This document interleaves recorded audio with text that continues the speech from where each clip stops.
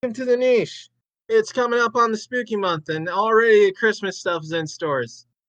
Why? Why do you do this to me? Some people just want to watch this celebrate way too early thing happen. And they just keep pushing it back further and further. I don't get why. What? Can you repeat what you said? Like, everyone always pushes to have stuff for Halloween out way too soon. Like, Yeah. When I used to work retail, we would have to start planning to receive it come maybe June. And then we would start getting that stuff in at the very beginning of September. It's nuts. Everyone's always trying to start the celebrations way early for it, and it doesn't make sense. I can understand ordering it in the summer. Yeah. I don't understand putting it. American culture, you know. Gotta start that way early. I don't expect it to come out like the month that it is, but like I expect most holidays, it should be like half a month before. And Halloween this year, finally, I think for my town at least, was on that, which is kind of sad because I prefer to have all the Halloween stuff early. At least we had plenty of candy early in, so been picking out early because I'm a sweet tooth addict. I can't blame you on that, man. So, quick rundown of the niche for those who have not seen the other videos of the niche. This is a Geek Talk podcast with animation-ish clips. I guess technically I'm a VTuber. I kind of want to get the rigging for that so I can do that because I'm never going to try and show my real face. That's too much anxiety. And we talk about anything that we can geek out on that pertains to anything relevant enough. There's plenty of VR stuff coming out for cons and everything where all the news is coming up for most geek culture things. But other than that, it's between trying to be a kind of startup content creator, it's hard for me to really I haven't taken the time to really jot things down. I just kind of keep whatever I hear recent. But I do think we have plenty of stuff to fit in with this niche's theme, which is spookiness. Spooktaculism. Take that back. That sounds wrong. Sounds like one of those medals in Halo. What is? Kukumanjaro. Okay, that's at least better than what I thought it sounded like. Kukumanjaro.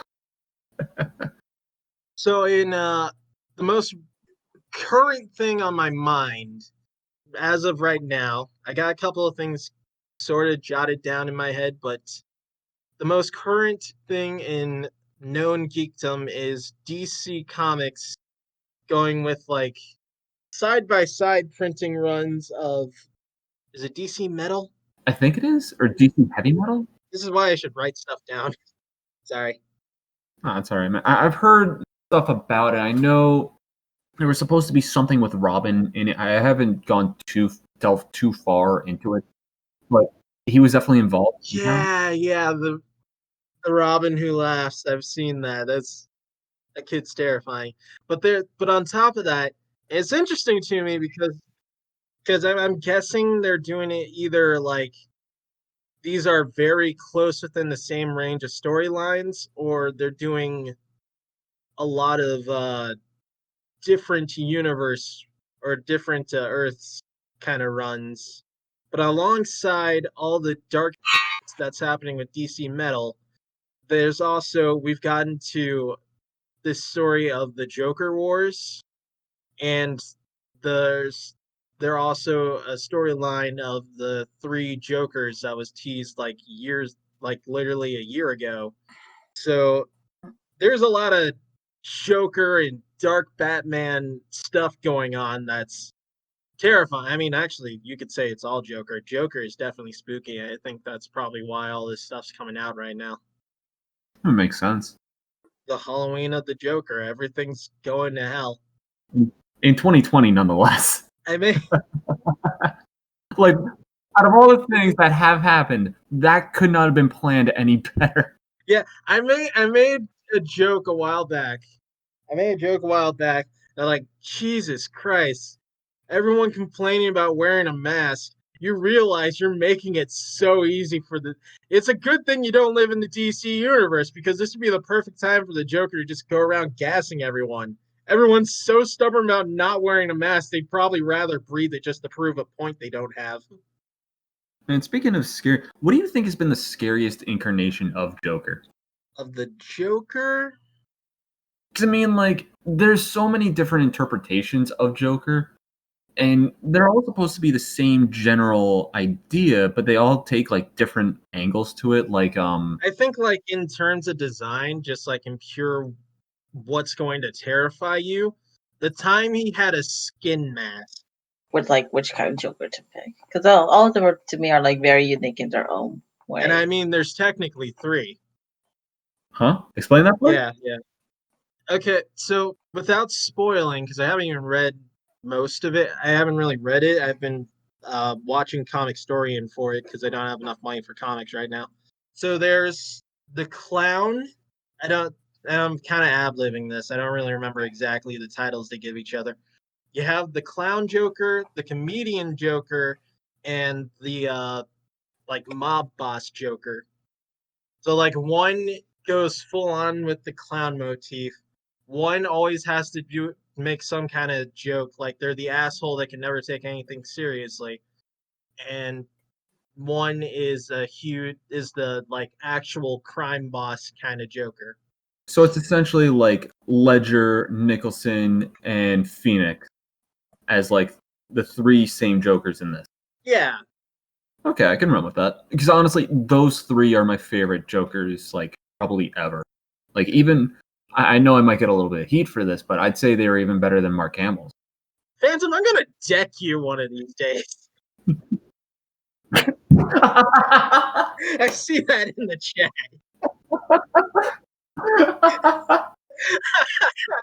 You're making this too easy here, man.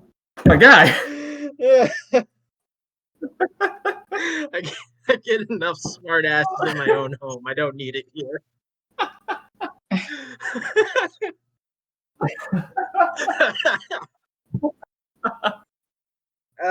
Okay. Oh my god. It's interesting to me that for your profiles on our Discord, you have a goat demon Phantom, and Maxy, I know that's Toho, right? Yep. Yeah, okay. And you got like I can't remember the character off the top of my head. Flandre Scarlet. Okay. And you got like the kind of like yandere kind of aesthetic going on. It's interesting. It's more like insane, bloodthirsty aesthetic. Yeah. More accurate. Just like the dark covered in blood thing. It's very cool. I just wanted to point it out. It's fitting. Moving on to other spooky topics. Not so much spooky, but just mystery. And because I'm into the show and it had its mid-season finale, I've been a pretty big fan of Amphibia, and it's gotten. I like that it's kind of like low key gets into like really dark things. Like there's cannibal frogs. There's a bunch of times where everyone's just like demonized and stuff. The whole world is filled with natural monster creatures, and it's a kids show, and I love it. The hell? Okay, so before parents go and try ruining this for everyone, it's a good kids show. It's a very good one. It's got great storytelling, poppy, enjoyable art. It's just enough that it's cute, so don't worry about your kids being traumatized by it. But like it, it's one of those things where it's like, oh, kids aren't going to actually care about this joke until they turn into teenagers, and by then they're going to be old enough for it. So, having like a throw in like, and if there's ghosts, does that mean there's an afterlife? It's like, whoa, man. It's like, and that's a line from a recent episode. So, God, I keep forgetting to say no to beware spoilers on this. I am so unprofessional. It's fine. We're all unprofessional here. Yeah. God, I'll get the hang of it eventually. I had the hang of it back in college. Speaking of spooky, I gotta ask. So, by far, one of my favorite things in all of horror is It by Stephen King. Like, it's by far one of my favorite things ever. And I don't understand how people find it scary. I never watched it, so I have no opinion on that. Yeah, Roy, have you watched? I have not sat through the whole movie. I've just always had other things on my mind, so I never really paid too much attention whenever I had a chance to watch it. It's uncomfortable, but I kind of get what you mean. Not totally scary unless you have like a specific phobia. It's not even that. It's just like part of the fun with like there's two incarnations of this. There's the 90s miniseries with Tim Curry, and then there's the more recent one with Bill Skarsgård. And in both cases, the story's generally speaking the same. A clown is preying on the fears of children in a town in Maine. They come back 27 years later, and they eventually kill the clown. And in the version with Tim Curry, he's being like an actual clown, whereas the one with Skarsgård, he's clearly more towards terror. And what I don't entirely understand is, I still don't understand what makes either of them scary in a way. Because to me, when I look at it, I immediately think you're afraid of an interdimensional, shape-shifting killer clown that's preying on the fears of children in a small town in Maine that has an ego problem. That is the big thing to be afraid of. I'm so confused by it. Like, and I mean, I'm confused by a lot of horror story premises, though. I mean, how does this work? It's confusing. Of like, this is how this works, and I honestly view it as a comedy at points. Like, it's honest to God fantastic. Okay, look, it's one of those things where if you just look at it in a different way, then it's like, oh, that's why certain things make sense. Like, there was a movie on Netflix recently about it was like a horror movie, but from the killer's perspective, and they were trying. I can't remember the name of it, but they showed how he went about everything, and then it cuts to the victim, and it's like, oh, that's how he's getting to that point. It's like one of those kind of things. The whole thing with it is like, now I understand how this is comedy. I mean, I can at least understand being like not so much scared, but just like really uncomfortable and traumatized from it. Um, but like most horror movie, like have you seen some of the promos for the horror movies coming out? No, I have not. I haven't either. Like, okay, I believe they're making like a second Happy Death Day. They are. Oh, Yeah, yeah, I remember seeing a trailer for that, and I can't remember if it's the same. This is how ridiculous it is because they sound very much like comedies. So one way or the other, they're ridiculous. And there's another one. I don't remember if it's the same one. So hear me out. Uh, but I saw a trailer for this one movie that the premise is Freaky Friday, but with a serial killer that's using the wallflower girls to like manipulate guys and be sexy and stuff while they have a total freak out. And like I'm watching the trailer and it's like, okay, why does everyone just kind of know the serial killer's face? And if they do, they have that situation where it's like they try to go to their friends for help, but their friends are freaking out because they know it's the dude who's been killing people. But one, that means people know the face. So why? And clearly, they she's in like a location that should be easy enough to trace back if you know the face of the guy. So it's one of those things where I'm like, this can only be a comedy because it makes absolutely no sense. It's super lazy writing, and I just hate most horror movies because they do that, and it gets worse and worse every year to me. I think I know which movie you're talking about. I saw the trailer for that one. That one's like, what, WTF to me? it'd be one thing if it was just weird. It's not a bad premise. I could see it being funny, but there's so much to those scenes that's just like you can't expect me to pay just to understand how stupid this is. It's weird to me. It doesn't it has to make it has to make sense within reason where suspension of belief can be like reasonable itself. I can't argue that. Mm-hmm.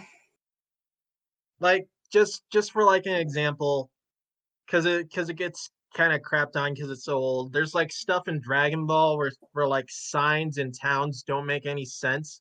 But there's like a suspension of belief that just it's probably just a weird world, or the city is maybe just like named after people rather than the direction they're in or something. And Team Four Star makes the joke of that in The Bridge series, right? yeah, in the Abridged series in DBZ Abridged. It's one of those things of like it's fun to laugh at, and also I'm not looking at it like I'm going to go back and say Dragon Ball is horrible because this sign makes no sense. I'm not going to go back and do that. But when you have it for like the premise of your horror movie, and the trailer just throws out all these questions that like only if people were completely illogical, if a group of 107 at least people were completely illogical, would this work? And suspension of belief just can't go that far. Speaking of things that don't necessarily work, do you think one of the big things of horror is the environment you watch it in? I believe that also plays a factor in it. Oh yeah, totally. Ambiance is extremely great because that's why they started like making all those like 4D movie theaters. 'Cause I've noticed this over the last couple of years. Like the quality in certain horror movies goes down the second you leave the theater, and they lose a lot of their replayability. And I don't know if that's necessarily due to the environment or if it's due to it actually not being as good as we thought. I think it's a little bit of both, Yeah, but like I never really care for horror movie writing because I'm too focused on like how many things are stupid. And granted, I'm a bit of an asshole for that. I'll admit I'm a little too critical when it comes to horror movies because there's some that like can be really entertaining without having to be comedic. And like I'm a huge sucker for like a good slasher flick because I love, well, not to sound incriminating, but I love watching people die. But what was my point with this? I got LEDD on myself. the environment. The environment plays a factor. Yeah, okay. So when you're in a movie theater, they have all the speakers like echo throughout the whole room and everything. So and they're big speakers. You have this big screen that takes up most of your eyesight and everything. Everything sucks you in more than if you were to watch it at home. It's designed that way. Hmm.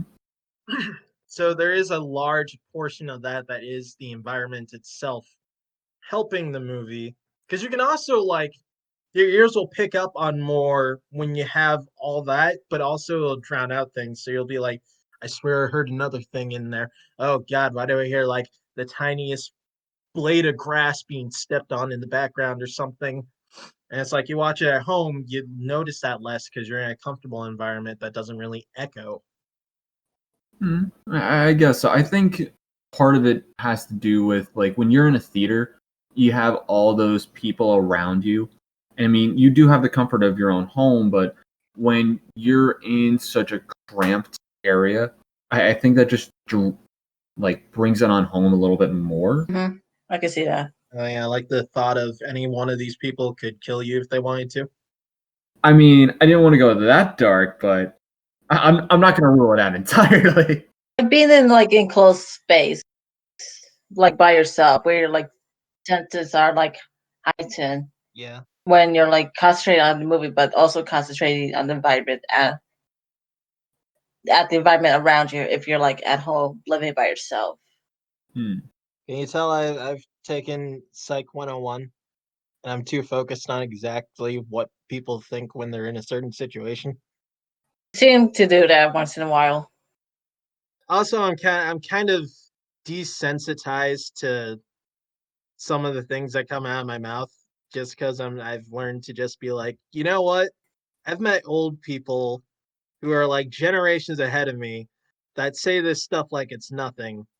Yeah, I'm probably gonna be like that when I'm older. So why not just get a head start on just being desensitized to it? And also, I've looked at a lot of horror. I am huge into yokai and stuff, and just Nordic demons as well. Demons in general. Mhm. And as such, I look up a lot of art on like body horror and everything. I've drawn a lot of eyeballs with their veins coming out and such.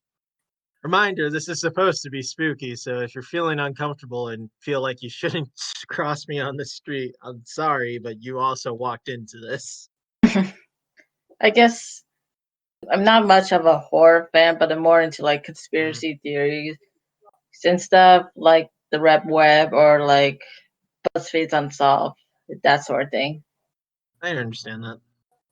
What's like the craziest horror thing you guys have ever seen?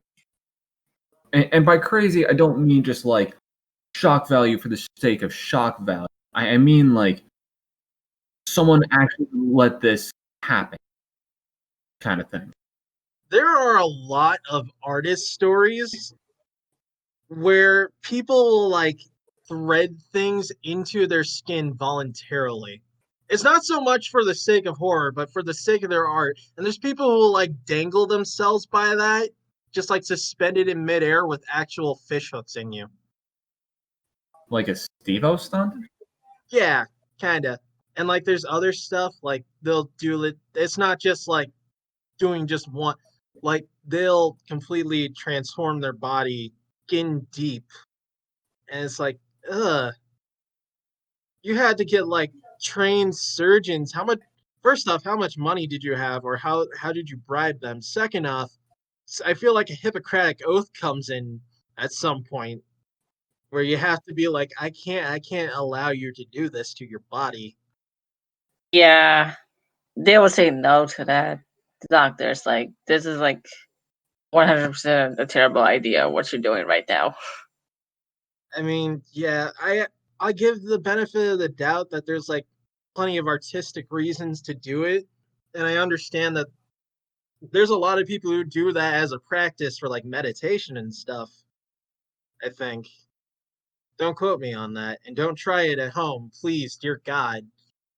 But like, it's still extremely dangerous. One wrong move and you rip your entire skin off. Yeah. Because like I'm not gonna lie, I've been watching a lot of horror movies on Netflix a lot recently, just because I've seen a bunch of them come up, and it's like, you know what? I haven't seen this.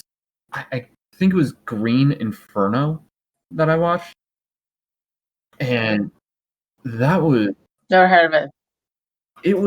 it's an updated version of the 80s film Cannibal Holocaust, where a bunch of like a film crew goes to document a tribe living in the Amazon, and they end up getting killed Uh, in part of their filming.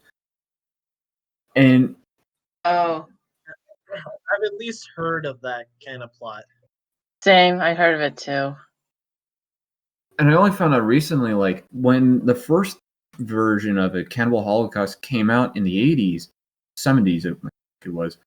The studio said the actors are not allowed to do any like interviews or anything like that to drive home the idea of like this actually happened, because it was supposed to be like the first found footage film ever, and stuff like that to me helps to drive home the horror factor in a lot of movies, because it's like now you're taking extra steps to ensure that it stays with you. Like I said, we had those we actually let this happen kind of moment.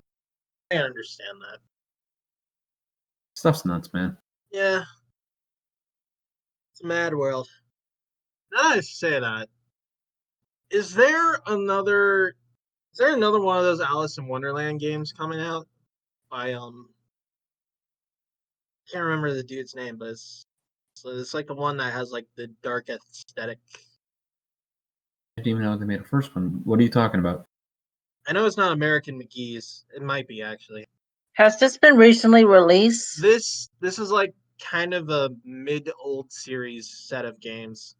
Because I remember an Alice in Wonderland game, which I don't remember the title of, where like this girl ends up a psychiatrist who like her house got burned down. Oh, it was American McGee's. Okay. Dang it, I didn't trust myself. It's like more dealing into the realisticness of the original story. So like all the psychological details and like her going to a therapist, having completely terrible parents, all the really hammering in all the representation of her life in her Wonderland issues and such, and also being a demon queen who the more she kills and takes over the world of Wonderland, the more she becomes insane but also extremely powerful kind of deal. At least that I've never had the pleasure of playing them. I've known plenty of friends who have the games and they love them, and I feel like, and since I have this up, I could just look and see if there's any sign. Yeah, there's no sign of a third sequel, but there's two games in it. It's a very tasteful series, I think. Aesthetically, it looks very fun. Um it's one of those games that like, you play it because it's artsy and you have like that if you have a taste for like being realistic with your fairy tales. Okay, so it's not supposed to be like Outlast. It's supposed to be more like Layers of Fear. Yeah, it's not really a horror game in itself. Like it has like a bunch of dark brushy lines and stuff to everything.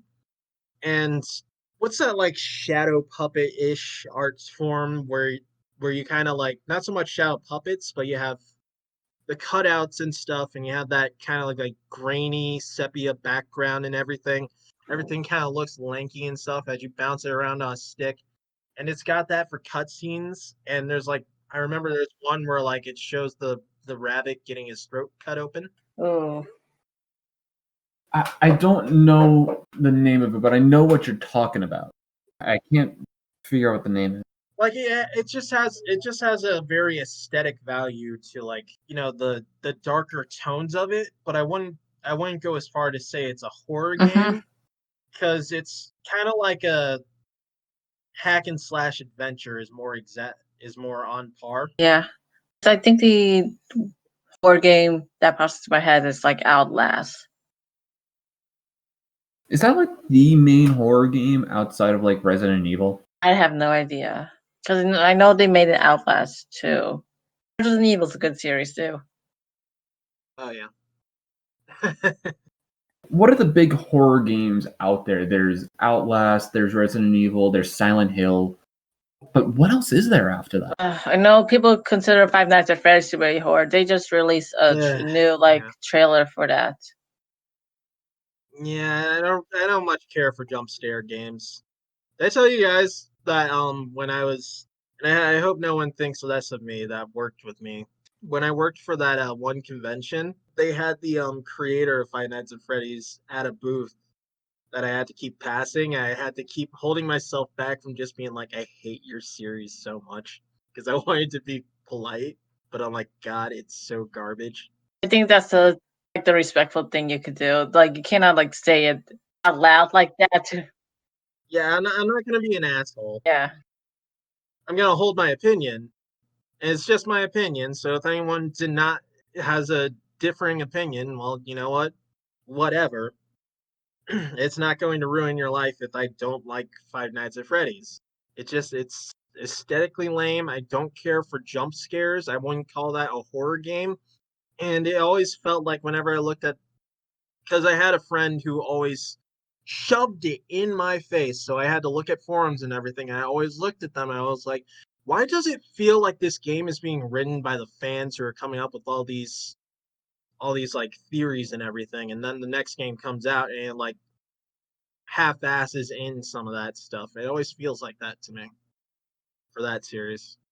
It's like part fan influence, a small part of fan influence, major part of like creator influence.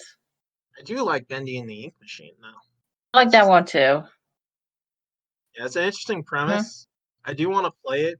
If I'm ever gonna play a horror game, I'm fine with that one being it. It's like Bendy Ink Machine's like horror version of Disney animation. I mean, what's the difference though? Yeah. I talk smack about Disney too much. One of these days, it's gonna come back to bite me. They have influence everywhere. Yeah. You know, I'll save it for a day. I'll save it for a day. Just don't let me do the impression. Yeah, we don't want a copyright on this one yet. Nope. No. So, I mean, it fits into the theme of like spooky month and everything. Everyone doing costumes and such. Have you guys seen like all this stuff for the Avengers and for like the next Spider-Man Miles Morales game? I saw the. I know I saw the trailer of the Miles Morales game, but I never seen any of the trailers of the Avengers. Here's the thing. I was looking at it on because Only Plays started playing it, so I was already like I could take it or leave it if I ever go into like a rental store or anything. And I'm still kind of in that position right now. But it's weird to me that they've got like I feel like it's one of those games that with how much fandom they got, they should have taken just a little bit longer to release a couple more Avengers at the time of release. Because they got the big ones, and then they got Kamala Khan as Miss Marvel. But and then I get that they're trying to get her into the fandom more by having her in there. I get that from a business point. But I feel like you really needed someone else outside of the main four Avengers and Black Widow to really sell the game. And I don't particularly think it's bad. And I know the way I said it, I don't have any problem with Black Widow either. I think her gameplay looks really cool. But you know, I'm looking at it from like a character popularity standpoint and how much you're dropping in and who's supposed to be getting released post main game. And there's like this whole deal of like most of that stuff's going to come in for DLC stories or just for online play. So I would have gone the brave route of giving them a little more time to finish up the gameplay and go less hard on the skins because they did that. They did the thing where like most of the money they're planning to get is through skins, which I never really like that. It does feel like I've seen the gameplay for Hulk and everything. I've seen the gameplay for Thor, and you can just have fun like bashing people with the hammer by throwing it back and forth. Iron Man seems a little bit clunky to fly, but still looks fun to like shoot all the lasers and missiles and everything. So it's definitely got the right bits and pieces it needs. I haven't seen gameplay of Kamala Khan because I'm just kind of watching Oni plays play it. But I'm hoping as it goes, it at least like makes up for the choices I don't agree with so much. You know? Yeah. Did they announce the release dates for those yet? I think they've at least announced the release date for having Spider-Man as a playable character. Okay. Good. I don't remember what it was though. And I know they've who have they teased? There's definitely I know Ant-Man supposed to be playable. And I think as opposed to Hawkeye, they've got his daughter, and I think she's going under like the name she takes when she first in comics became a superhero. So that's there, which I kind of get them also going to pushing that because the whole actor situation. Yeah. So much for that TV series, huh? The Netflix show. What was he gonna get? Hawkeye was gonna get something. I think he is. At least I honestly don't know. I don't know either. I think they canceled production after the whole scandal, though. Wanda and Vision is going to be coming out, though. I still need to look at the trailers for that before I decide if I want to see that. Because it's already weird to me, the titling of it. I feel like they could have come up with something more clever. Like, I would have taken Scarlet Vision as like a rose-colored glasses kind of motif thing. I could see that working. It would have got like I don't know what the story is yet, but like it seems like there's this from what trailers I've seen, it seems like there's this idea that like at some point something's gonna happen that I know I've at least seen like the clip of them in like old school Marvel costumes and stuff. So I'm like I would think that kind of title would work really well because it seems like it has some kind of sense of like wanting what's not going to particularly be had here. Because if you face a lot of reality to the relationship, there's a lot they got to work through. It's not like I don't support it, but I mean, like, in the context of the situations in the movies, they're on the run. He's still a robot, which that's a discussion for like I don't know, because the guy Isaac Asimov or whatever, and the whole AI thing. Get Tesla in there. Yada yada. I don't know. Trying to think. I feel like I had one other thing that I wanted to talk about. Animal Crossing is going to be having his October update. Really? Yeah. I know about the summer, but I never knew about the October. Yeah, as they released, I think just yesterday they released a trailer for a bunch of spooky stuff, making pumpkins and things, getting candy, spooking. They're streamlining how to do emotes. Oh. I haven't played Animal Crossing in a while too. I kind of want to get back to my island. I haven't touched Animal Crossing. Same. Honestly, the one game that I've been playing a lot of recently is Super Blood Hockey. And I got it on sale for like $5. All because I'm waiting on the Yakuza games 3 through 5 bundle to drop in price a little bit, which I don't know when that's going to happen, but I really wanted it, but I don't want to pay $60 for it. Oh. I also really want to try play Among Us. Yes. Yeah. Okay.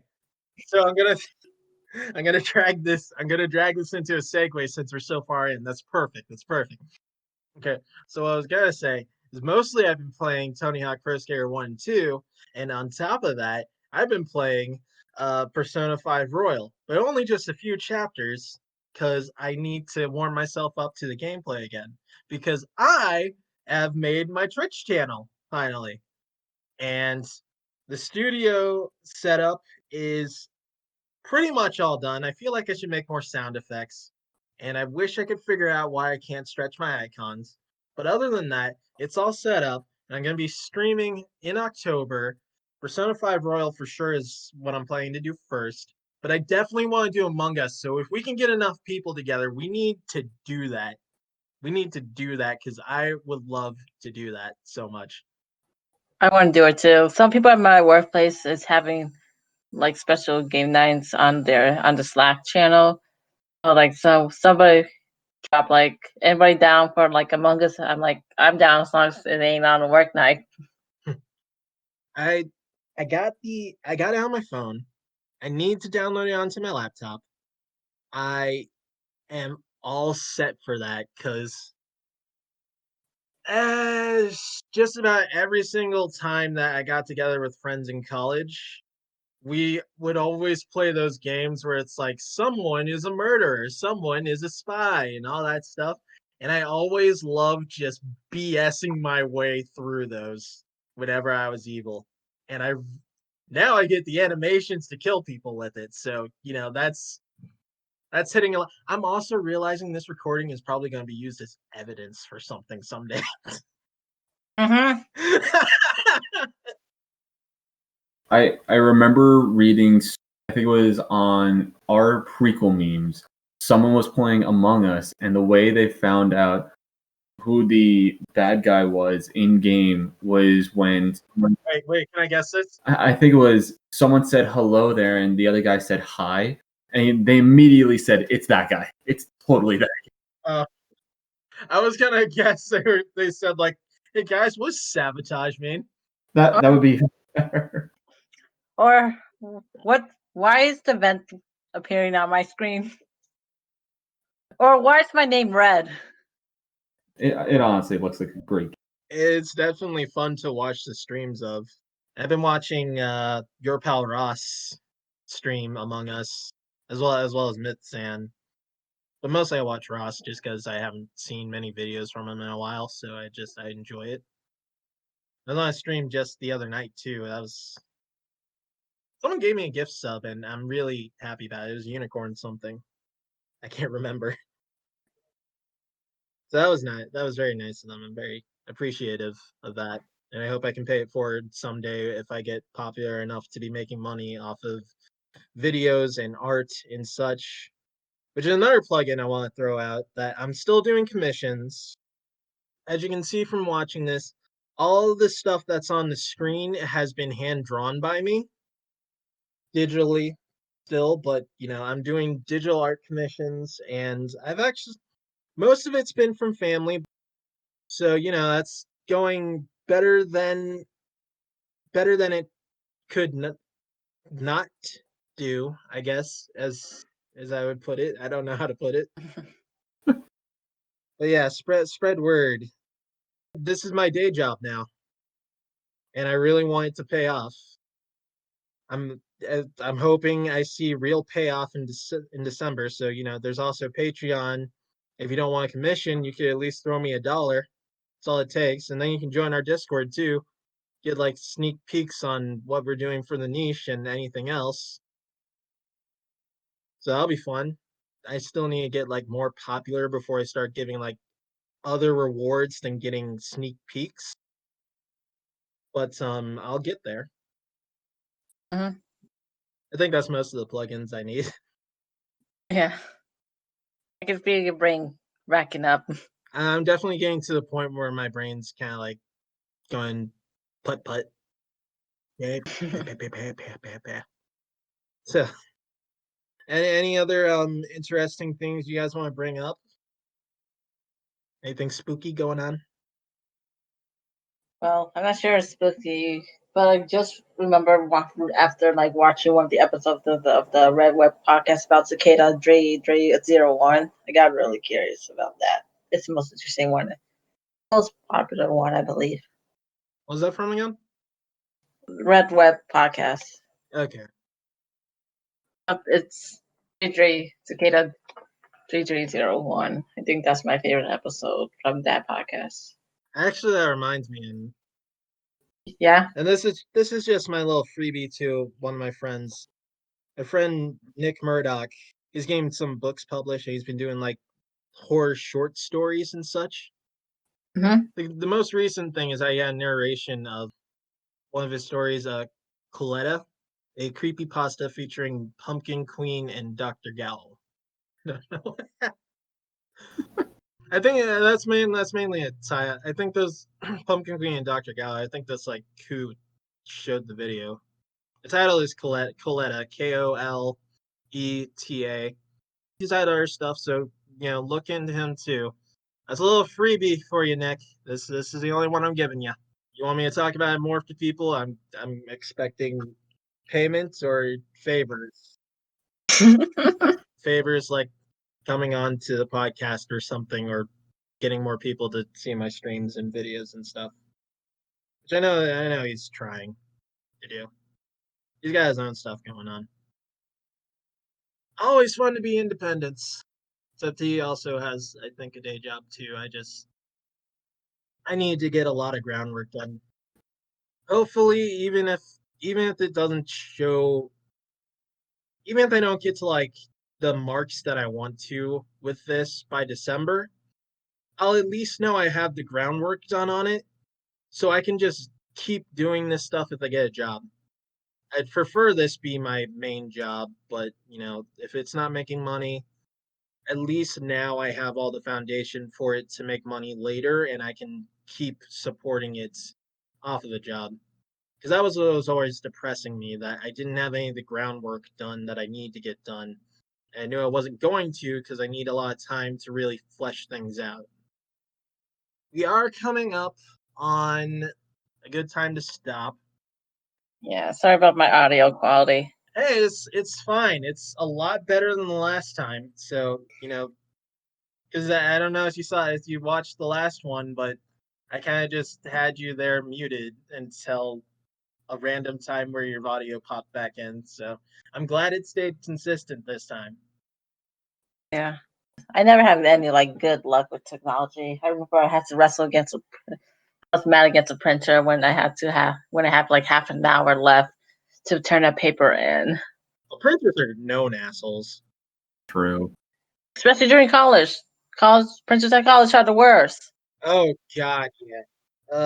It's even worse when you do art projects and they ask you to use a specific printer so it comes out a certain way, but you get the margins off just the slightest bit, and you have to print 3 times, but you can't use it 3 times because it's too much for the ink. So unless you got money to do that, it's I don't know what to do. I just want to. Can't we just look at my computer screen? I got 5 of them. I can put this on my TV screen, man. I'll bring it in. I'll do the lifting. It's easier than working with this damn thing.